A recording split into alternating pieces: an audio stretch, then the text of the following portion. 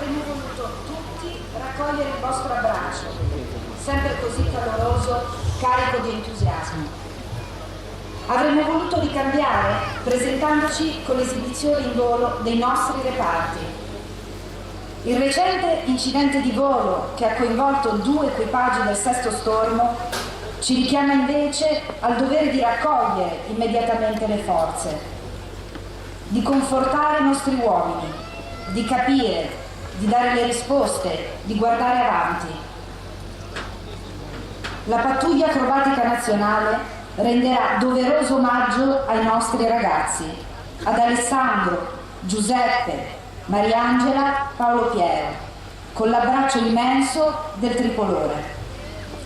A bordo, la commozione dei colleghi sarà la mia, la nostra, la vostra, perché loro sono i vostri ragazzi e le vostre ragazze.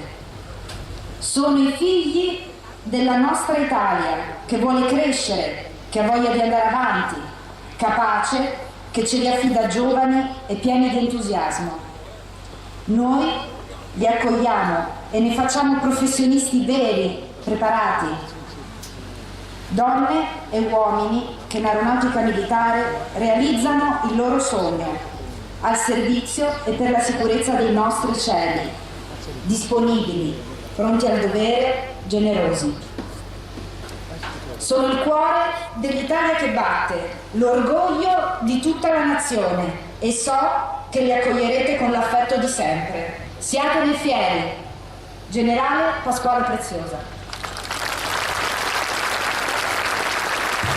E ora, amici, vi prego di alzarvi in piedi insieme a me per un minuto di raccoglimento in attesa del passaggio finale di questo grande, enorme abbraccio che le frecce tricolori danno a nome dell'aeronautica militare a voi e a nome nostro a tutta l'aeronautica militare.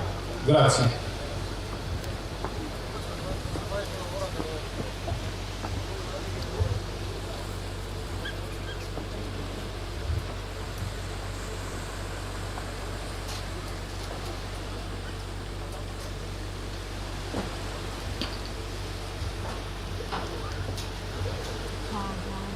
Eccoli, la destra.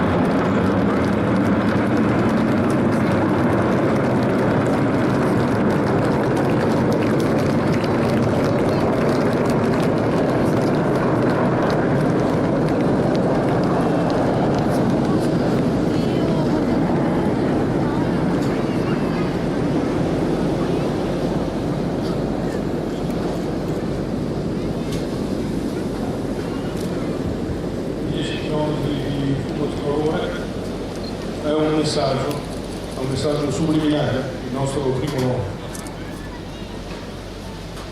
che ha colorato i cieli di Jesolo ed è anche un invito, un appuntamento alla manifestazione che sicuramente verrà organizzata per il prossimo anno. A tutti voi grazie della vostra presenza, a nome mio, a nome del comitato direttivo, al comitato che ha organizzato la manifestazione, e auguro a tutti una felice giornata e un'estate un po' meno piovosa, più calda per tutti quanti noi. Arrivederci, auguri.